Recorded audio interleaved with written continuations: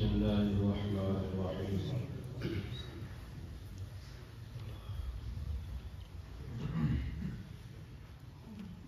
ولمن خاف مقام ربه جنتان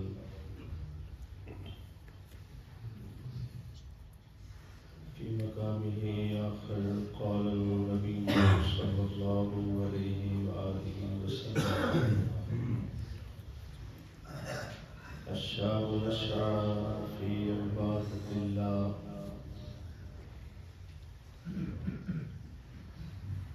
قال النبي صلى الله عليه وآله وسلم قال إني أخاف الله.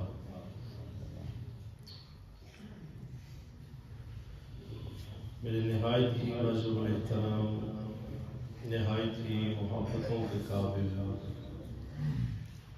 معزز محترم محتشم مکرم سامعین کرام،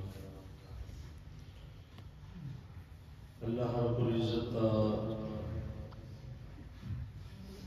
بے پایا احسان عظیم ہے کہ اللہ رب العزت نے مہینہ عطا فرمایا، روزے رکھنے کی توفیق عطا فرمائی اور نماز فجر وچ سانو سارے نوں اکٹھا ہون کی توفیق عطا فرمائی۔ دعا فرماؤ کہ اللہ خالق کائنات ساری سارے دی حاضری اپنی پاک بلند بارگاہ اندر قبول فرمائے۔ آمین۔ دوستو بھائیو، ماہ رمضان المبارک جو ہم سے جدا ہو رہا ہے، بچھڑ رہا ہے، یقیناً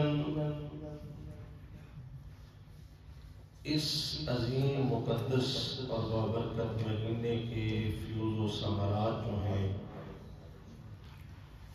وہ ہماری زندگیوں میں واضح نظر آنے چاہیے۔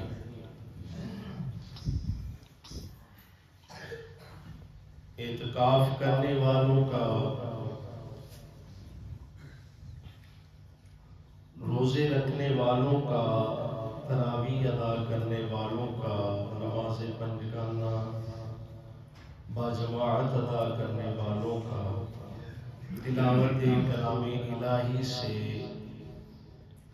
اپنے قلوب و اذہان کو سجانے والوں کا اب اپنی زندگی کو بدلنے کا وقت ہے۔ اگر ہم اپنی زندگی کو بدلنے میں کامیاب ہو جاتے ہیں تو یقیناً اس ماہ سیام نے ہماری زندگیوں کے اوپر اثر ضرور کیا ہے۔ اب دیکھیے کہ آج جو موضوع عرض کرنے کی کوشش کروں گا وہ ہے جوانی کی توبہ کی فضیلت۔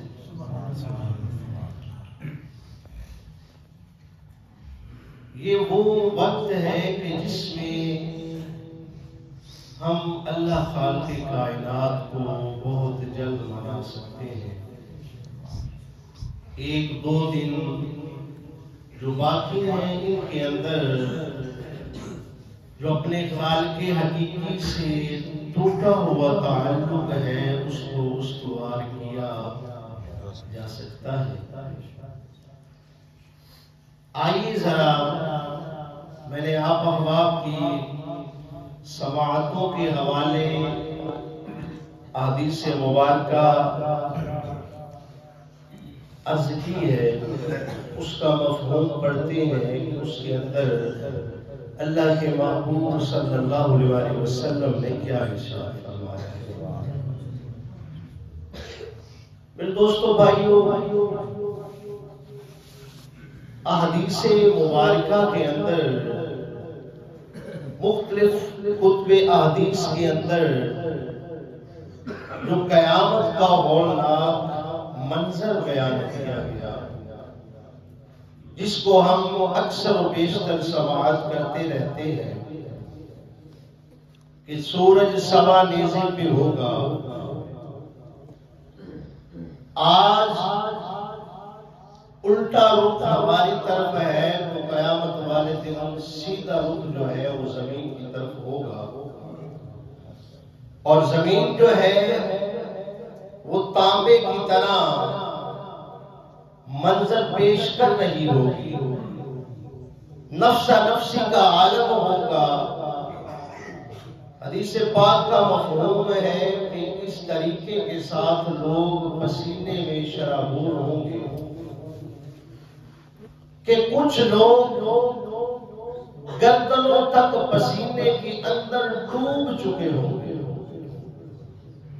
یہاں تک فرمایا گیا کہ کچھ لوگ ایسے بھی ہوں گے کہ جن کو پسینے کی لگام دی جائے. ایسی کنڈیشن، ایسی کیفیت ہوگی. اور ایسی کنڈیشن اور کیفیت کو مزید جب بیان کیا گیا تو فرمایا کہ وہ پسینہ، اگر اس کی بدبو کی بات کی جائے تو فرمایا کہ اس کی بدبو اس قدر ہوگی انسان کو درکنار، اگر جانور بھی اس بدبو کو سونگھ لے تو ان کا دماغ بھی پھٹ جائے.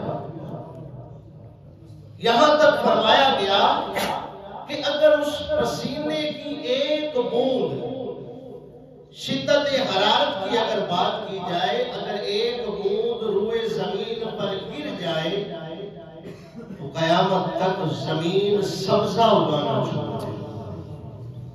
اس کیفیت اور اس کنڈیشن کے اندر اللہ کے محبوب صلی اللہ علیہ وسلم نے کچھ لوگوں کو اللہ کے عرش کے سائے تلے کی خوشخبری عطا کی.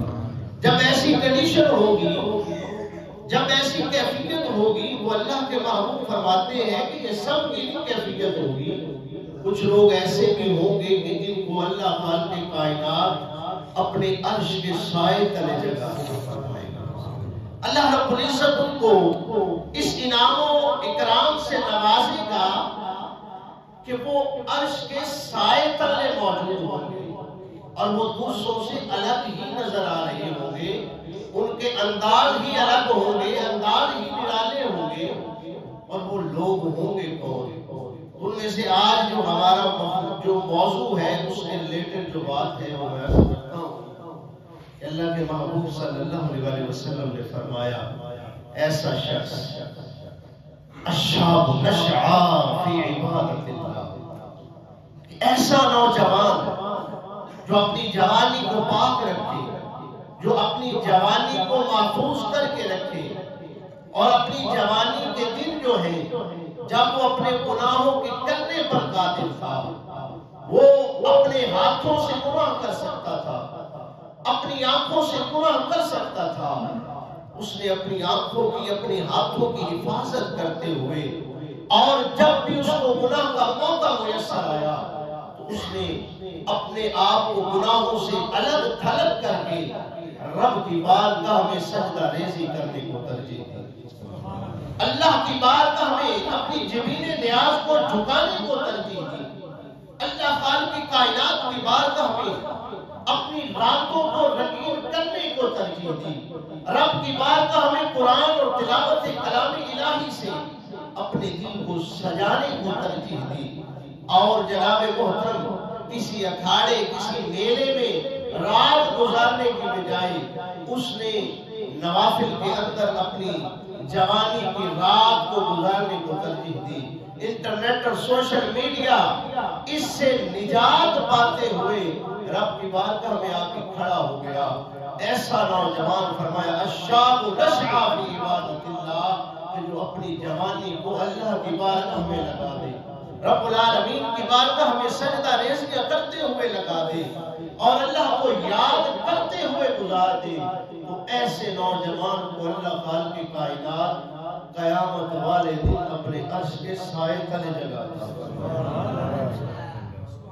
ایسا نوجوان اللہ رب العزت اپنے عرش کے سائے تلے جگہ تھا. اب دیکھیے کہ میرے دوستو بھائیو، اسی حدیث پاک کے اندر اللہ کے محبوب صلی اللہ علیہ وسلم نے ایک اور بندے کو بھی خوشخبری سنائی، اور وہ کون ہے؟ فرمایا قال انی اخاف اللہ۔ ایک بندے کے سامنے گناہ کو پیش کیا گیا۔ اب یہاں پر مسجد میں بیٹھ کر میں اور آپ کہتے رہے کہ جی میری توبہ میری توبہ میری توبہ کرتے رہے تو کیا فائدہ؟ صرف اور صرف یہ نہیں بلکہ دل کو بھی بدل رہا ہے۔ جب کوئی گناہ کرنے کا موقع میسر آئے اور اس وقت کہنا ہے قال انی اخاف اللہ، اور میں توبہ کرتا ہوں۔ میرے مصطفیٰ علیہ السلام نے فرمایا کہ جو ایسا نوجوان ہوگا کہ جس کے سامنے جناب محترم حسن کے پیچھے پڑا ہو اور وہ گناہ کرنے پر قادر بھی ہو اور وہ گناہ کے قریب جا چکا ہو اور اس وقت وہ اللہ کی بارگاہ میں عرض کر دے کہ قال انی اخاف اللہ، کہ میں گناہ نہیں کروں گا، اس سے میں ڈر گیا ہوں، رب العالمین سے ڈر گیا ہوں اور میں اس گناہ کے قریب نہیں جاؤں گا۔ جب ایسا نوجوان اللہ کی بارگاہ میں یہ عرض کرتا ہے تو میرے محبوب فرماتے ہیں یہ وہ شخص ہے جس کو اللہ اپنے عرش کے سائے تلے جگاتا ہے۔ یہ ایسا نوجوان ہے۔ اب مزہ تب ہے، ایک بندہ کہتا ہے کہ میں شراب سے توبہ کرتا ہوں، شراب نہیں پیوں گا۔ اب ٹھیک ہے توبہ تو ہو گئی، اب مزہ تب ہے جب ڈھکن کھلا ہوا ہو، بوتل ہاتھ میں ہو اور وہ اس کو اس طرح سے پھینکے اور کہے کہ مجھے تو اللہ سے ڈر لگتا ہے۔ مزہ تو تب ہے کہ کوئی مرد یا عورت جس کو جناب محترم بالکل کوئی پریشان کرنے والا نہ ہو، کوئی روکنے والا نہ ہو، کوئی دیکھنے والا نہ ہو اور اس کو گناہ کی طرف جو ہے وہ دعوت دی جائے اور وہ گناہ سے اپنی آنکھوں کو ہٹا کر یہ کہہ دے کہ قال انی اخاف اللہ، کہ مجھے تو اللہ سے ڈر لگتا ہے، میں تو اللہ سے ڈر گیا۔ تو ایسا نوجوان جناب محترم جب توبہ کرتا ہے تو ایسے نوجوانوں کو اللہ خوشخبری عطا فرماتا ہے۔ دوستو بھائی، اپنی جوانیوں کو ضائع نہ کریں، اپنی اس زندگی کو جس کا ہم نے حساب دینا ہے کہ جوانی کو کس طرح سے گزارا، تمہیں زندگی عطا کی تھی کس طرح سے گزارا، اس کا سوال ہونا ہے تو اس سوال کا ہمیں جواب بھی معلوم ہونا چاہیے۔ میرے دوستو بھائیو، اب دیکھیے کہ حضرت حسن بصری رحمت اللہ علیہ آپ کی مجلس میں آپ کے دس و بیان کے اندر ایک آپ کی شاگردہ بیٹھا کرتی، نہایت ہی وہ خوبصورت تھی۔ اب جوانی کا عالم ہے اور اس کا شوہر چل بسا، اس کے شوہر کی ڈیتھ ہو، اب اس کا ایک بیٹا تھا۔ اس نے کہا کہ اگر میں شادی کر لوں گی تو میرے بیٹے کی زندگی خراب ہو سکتی ہے۔ اس نے اس چیز کو ترجیح دی کہ میں اپنے بیٹے کی اچھی طرح سے تربیت کروں گی، پرورش کروں گی اور اپنی جوانی کو بھی پاک اور محفوظ رکھوں گی۔ اب اسی طرح سے کیا۔ بچہ جب گھر میں ہوتا تو ماں کی آنکھوں کے سامنے ہوتا، ماں اس کو ہر گناہ سے بچاتی، لیکن جب وہ باہر نکلتا دوستوں کے ساتھ بیٹھتا تو وہ جناب محترم چونکہ باپ بھی امیر تھا اور دولت بھی تھی تو اس نے شراب نوشی شروع کر دی۔ اس نے جناب محترم ہر طرح کی برائی جو وہ کر سکتا تھا اس نے کرنا شروع کر دی۔ اب ایک دن وہ عورت اس بچے کو لے کر، اس جوان کو لے کر حضرت امام حسن بصری رحمۃ اللہ علیہ آپ کی بارگاہ میں لے کر آ گئی اور عرض کرنے لگی کہ حضور میں آپ کی شاگردہ ہوں اور مہربانی فرمائیے کہ میرا بیٹا ہے، اس کی اصلاح فرمائیے، اس کی تربیت فرمائیے تاکہ یہ گناہوں سے باز آ جائے۔ حضرت حسن بصری رحمۃ اللہ علیہ نے بہت سمجھایا لیکن اس کے اوپر اس طرح سے تھا جیسے اس کا دل پتھر کا بن چکا ہو، اس پر کوئی جو نصیحت تھی وہ محترم بالکل کام نہیں کر رہی تھی اور ایسی ہی کنڈیشن کے اندر وہ اپنی زندگی بسر کرتا رہا۔ ایسا ہوا کہ اس کی جوانی کو گناہوں نے چھین لیا، ایسا ہوا کہ اس کا جو خوبصورتی تھی اس کو گناہوں نے چھین لیا، وہ جو رونق تھی اس کو گناہوں نے چھین لیا۔ اب ایسی کنڈیشن میں مبتلا ہو گیا، ایسی بیماری میں مبتلا ہو گیا کہ گناہوں پر قادر ہی نہ رہا، گناہ کرنے کی جو ہے وہ شکت ہی نہ رہی۔ اب کیا ہوا؟ وہ بستر مرگ پہ پڑا ہوا ہے۔ ذرا غور کیجئے گا میرے دوستو بھائیو، بستر مرگ پر پڑا ہوا ہے۔ اب اس نوجوان نے کہا اماں جان میرا دل یہ چاہتا ہے کہ میں توبہ کروں، کہ میں نے زندگی ساری گزار دی ایسے، اپنی جوانی کو برباد کر دیا اسی طرح سے، میرا دل یہ چاہ رہا ہے کہ میں معافی طلب کر لوں، رب سے صلح کر لوں، رب کی بارگاہ میں اس وقت انکساری کر لوں، میرے پاس وقت بھی قلیل ہے۔ تو جائیے آپ حضرت حسن بصری سے عرض کیجئے کہ وہ تشریف لے آئے اور مجھے توبہ کا موقع عطا کرے۔ اب اس نوجوان نے ایک نصیحت بھی کہا کہ میں فوت ہو جاؤں تو امام حسن بصری رحمۃ اللہ علیہ سے عرض کرنا کہ میرا جنازہ بھی پڑھائے۔ جب یہ بات کہی تو آپ کی والدہ بھاگتی ہوئی حضرت امام حسن بصری رحمۃ اللہ علیہ کے دروازے پر پہنچا، دستک دی، کیلولے کا وقت تھا، آپ کے آرام کا وقت تھا۔ حضرت امام حسن بصری رحمۃ اللہ علیہ فرمانے لگے کون؟ آپ نے عرض کی کہ میں آپ کی فلان شاگردہ ہوں اور میرا بیٹا توبہ کرنا چاہتا ہے اور آپ تشریف لے آئیے۔ تو آگے سے حضرت امام حسن بصری رحمۃ اللہ علیہ نے فرمایا کہ جا مائی چلی جا، نہ میرا وقت ضائع کر نہ اپنا ضائع کر، تیرے بیٹے نے توبہ کوئی نہیں کرنی اور میں نہیں آنے والا، اپنا وقت جو قیمتی وقت ہے اس کو ضائع نہیں کر سکتا۔ اب جس وقت یہ بات کہی حضرت امام حسن بصری رحمۃ اللہ علیہ نے انکار کر دیا آنے سے۔ اب ماں لڑکھڑاتے پاؤں کے ساتھ، لڑکھڑاتے قدموں کے ساتھ بیٹے کے پاس تشریف لائی اور وہ کہنے لگا کہ اماں جی کیا فرمایا ہے امام حسن بصری رحمۃ اللہ علیہ نے؟ تو آپ فرمانے لگی ایک طرف تیری یہ حالت ہے، دوسری طرف امام حسن بصری میرے استاد جو ہیں ان کا یہ فرمان ہے، انہوں نے تیرا جنازہ پڑھانے سے بھی انکار کر دیا ہے اور تیرے پاس آنے سے بھی انکار کر دیا ہے۔ وہ آپ کے پاس آنا ہی نہیں چاہ رہے، وہ فرما رہے ہیں کہ یہ وقت ضائع کرے گا میرا بھی اور اپنا بھی۔ جب یہ بات کہی نا تو اس بچے کا، اس نوجوان کا دل جو ہے وہ ٹوٹ گیا، اس کا دل اس طرح سے ٹوٹا، ماں کی بارگاہ میں عرض کرنے لگا اماں جی میں آپ کو ایک اور وصیت کرتا ہوں، اس وصیت کو پورا کرنا۔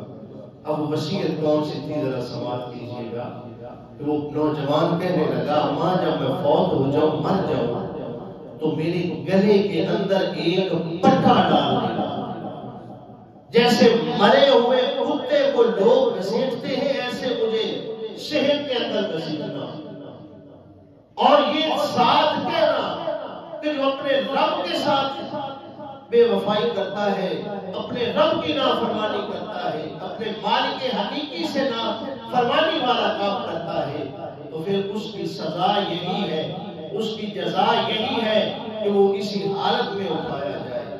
اور فرمایا کہ اماں جی دوسری وصیت بھی یہ ہے کہ مجھے قبرستان میں دفن نہ کرنا، یہی شہر کے اندر دفن کر دینا، گھر کے اندر دفن کر دینا۔ اماں جی نے کہا کہ اس کی کیا وجہ ہے؟ تو بیٹا عرض کرنے لگا اماں جی اگر مجھے وہاں پر دفن کیا جائے گا تو جو وہاں پر اور لوگ موجود ہوں گے میری نحوست سے ان پر بھی عذاب آ سکتا ہے، اس لیے میں دوسروں کے لیے پریشانی کا باعث نہیں بننا چاہ رہا، مجھے یہیں پر دفن کر دینا۔ جب حضرت حسن بصری رحمۃ اللہ علیہ کی شاگردہ کے بیٹے نے یہ بات کہی اور یہ عجز و انکساری سامنے رکھی اور کہا کہ مالک میں تجھ سے توبہ کرتا ہوں، اور اس کی روح جو ہے وہ کف سے اسی سے پرواز کر گئی۔ اب حضرت حسن بصری رحمۃ اللہ علیہ کچھ ہی دیر کے بعد دروازے پر دستک دیتے ہیں، تشریف لے آتے ہیں، فرمایا کہ میں آپ کے بیٹے کا جنازہ پڑھانے کے لیے آیا ہوں، میں آپ کے بیٹے کا جنازہ جو ہے وہ پڑھانے کے لیے تشریف لایا ہوں۔ جب حضرت حسن بصری رحمۃ اللہ علیہ سے اس کی ماں نے سوال کیا، شاگردہ نے سوال کیا، پوچھا کہ حضور آپ تو انکار کر رہے تھے اب کیا ہوا؟ تو فرمایا کہ میں خواب کے اندر دیکھتا ہوں اور اللہ رب العزت یہ مجھ سے پوچھ رہا ہے آپ کے اندر کہ حسن بصری تو یہی میرا دوست ہے، ایسا ہی تو ولی ہے، ایسے ہی تو نے مجھ سے دوستی رکھی ہوئی ہے کہ تو نے ایک نوجوان کا دل توڑ دیا، تو نے ایک نوجوان کو اس کی جو ایک نیت تھی، اس کا جو ایک ارادہ تھا، اس کو پورا کرنے سے روک دیا۔ اب جا حسن بصری، اس نے ایسی مجھ سے توبہ کی ہے کہ میں نے بھی اس سے دوستی کر دی ہے، اس کی توبہ کو میں نے قبول کر لیا ہے۔ میرے دوستو بھائیو، اب ذرا غور کریں کہ یہ موقع جب تک یہ سانس چل رہی ہے، عالم بھی یغرغر، یہ سانس کا جو سلسلہ ہے یہ چل رہا ہے، توبہ کا موقع موجود ہے۔ اور یہ بھی ذہن نشین رہے کہ 100 بار اگر توبہ ٹوٹے بھی تو ہے کیا، بخشش کی روایت میں توبہ تو بہانہ ہے۔ میرے دوستو بھائیو، جب ہم اس مالک حقیقی کو منانے کی کوشش کریں، عجز و انکساری کریں، رب کی بارگاہ میں عرض کریں، تو یقین جانیے کہ جب بندہ عرض کر رہا ہوتا ہے، جتنا رب العالمین کو اس وقت اپنے بندے پہ پیار آ رہا ہوتا ہے، اس قدر اور کوئی لطف والی چیز نہیں ہوتی۔ میرے دوستو بھائیو، آج ہمارے پاس موقع ہے، آج ہمارے پاس وقت ہے، آج ہمارے پاس وہ موسم بھی ہے کہ جس میں ہم توبہ کریں اور رب العالمین ہماری توبہ کو قبول فرما لے، ہمارے گناہوں کو۔ اب دیکھیے کہ توبہ کی فضیلت میں اگر بات کی جائے تو جب بندہ توبہ کرتا ہے تو اللہ خالق کائنات اسے 3 انعامات سے نوازتا ہے۔ اب بندہ گناہ گار ہے، اندازہ لگائیے، ذرا ذہن کو اس طرف لے کے جائیے کہ بندہ توبہ کر رہا ہے گناہوں سے، اپنی نادانیوں سے توبہ کر رہا ہے، اور رب العالمین اس کے لیے 3 جناب محترم انعامات کا اعلان فرماتا ہے۔ اب دیکھیے کہ پہلے نمبر پہ جب بندہ توبہ کرتا ہے تو اللہ اس کی توبہ کو قبول فرما لیتا ہے۔ اللہ خالق کائنات اس کی توبہ کو قبول فرمانے کے بعد اس کے گناہوں کو معاف فرما دیتا ہے۔ اور آخری جو انعام اللہ رب العزت عطا فرماتا ہے، ذرا غور سے سنیے گا، فرمایا کہ جب بندہ توبہ کر لیتا ہے تو رب العالمین اس کے تمام گناہوں کو نیکیوں میں تبدیل فرما دیا۔ سبحان اللہ۔ میرے دوستو بھائیو، دیر ہماری طرف سے ہے، لہٰذا آج ہی کوشش کریں، میں اور آپ مل کر کوشش کریں کہ ہم رب کی بارگاہ میں اقرار کریں کہ مالک ہم تیری بارگاہ میں توبہ کرتے ہیں، ہم ٹوٹے ہوئے دل مالک تیری بارگاہ میں پیش کرتے ہیں، ان ٹوٹے ہوئے دلوں کو قبول فرما لے مالک، ان نکمے دلوں کو قبول فرماتے ہوئے ان کو اجالا کر دے، اس دل کو جو ہے اپنے اور اپنے محبوب کی محبت سے اجالا کر دے۔ دعا کریں کہ اللہ خالق کائنات ہم سب کی توبہ کو اپنی بارگاہ میں قبول فرمائے، ہمیں توبہ پر استقامت کی توفیق نصیب فرمائے۔ آمین ثم آمین، وآخر دعوانا الحمدللہ۔